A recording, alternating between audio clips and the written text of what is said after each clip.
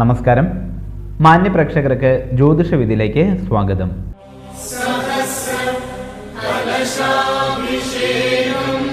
ഈ വാരം നമുക്ക് പാലക്കാട് മങ്കരയിൽ നിന്നുമാണ് എഴുത്ത് വന്നിരിക്കുന്നത്.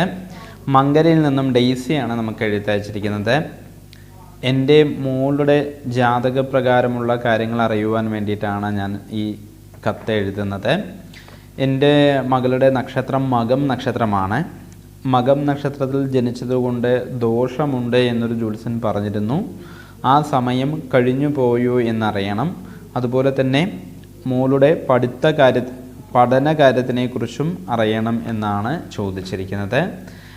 2020 ഏപ്രിൽ മാസം 5-ാം തീയതി ഞായറാഴ്ച ഉച്ചയ്ക്ക് 1:12 മകം നക്ഷത്രം 4-ാം പാദത്തിലാണ് ജനനം സംഭവിച്ചിരിക്കുന്നത്. പ്രത്യേകിച്ച് ദോഷങ്ങളൊന്നും തന്നെയില്ല. മകം നക്ഷത്രത്തിൻ്റെ 1-ാം പാദത്തിലാണെങ്കിൽ ഗണ്ഡാതി ദോഷമുണ്ട് എന്ന് പറയാമായിരുന്നു. ഇതിപ്പോൾ 4-ാം പാദമാണ്, ദോഷമൊന്നും തന്നെ ഇല്ല. ജാതകവശാൽ 6 മാസം 25 ദിവസം വരെ ബാലാരിഷ്ടതാ സമയം ഉണ്ടായിരുന്നു, അത് കഴിഞ്ഞു.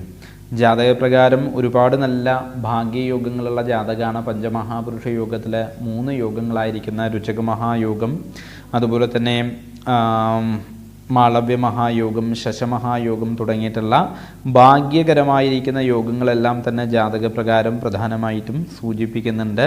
അതുകൂടാതെ നീചഭംഗ രാജയോഗം, അമലായോഗം, ശുഭവാസി യോഗം തുടങ്ങിയിട്ടുള്ള പ്രഗത്ഭങ്ങളായിരിക്കുന്ന രാജയോഗങ്ങളും ജാതകത്തിൽ പറയുന്നുണ്ട്.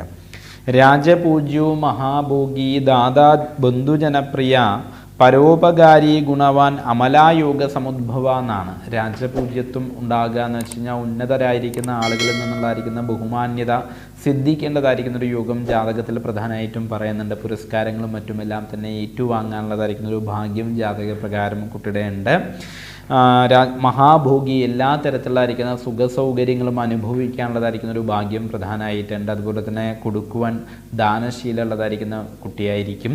ബന്ധുജനങ്ങൾക്കെല്ലാം തന്നെ ഇഷ്ടമുള്ളതായിരിക്കുന്ന കുട്ടിയായിരിക്കും എന്നാണ് പറയുക. അതുപോലെ തന്നെ ഉത്സാഹശൗര്യ ധനസാഹസവാൻ പ്രസിദ്ധ ശ്രീമാൻ രണേഷു വിജയീ നൃപവല്ലഭസ്റ്റ എന്നാണ്. ഏതൊരു കാര്യവും ഉത്സാഹത്തോടുകൂടി ചെയ്തു തീർക്കുവാനുള്ളതായിരിക്കുന്ന ഒരു കഴിവുള്ള ജാതകം എന്നാണ്. സാഹസ പ്രവൃത്തികൾ എന്ന് വെച്ചാൽ മറ്റുള്ളവർ ചെയ്യാൻ മടിക്കുന്ന കാര്യങ്ങൾ ചെയ്ത് അതിലൂടെ ധനമാർജിച്ച് അതിലൂടെ പ്രസിദ്ധി ആർജിക്കണം എന്നുള്ളൊരു യോഗവും ജാതകത്തിൽ പറയുന്നുണ്ട്.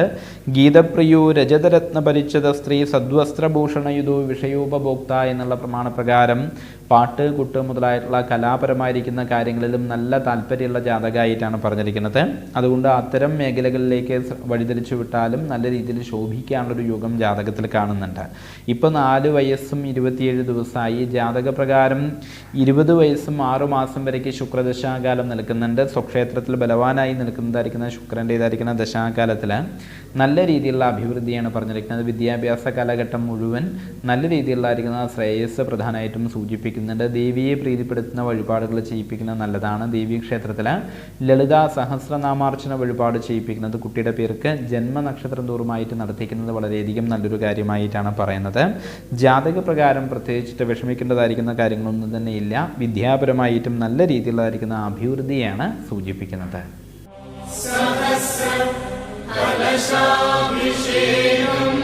ജ്യോതിഷ സംബന്ധമായ നിങ്ങളുടെ സംശയങ്ങൾക്കും ആവശ്യങ്ങൾക്കും നേരിൽ ബന്ധപ്പെടുന്നതായ വിലാസം KP ശ്രീവാസ്തവ്, പുതിയ ബസ് സ്റ്റാൻഡിന് സമീപം, ആലത്തൂർ.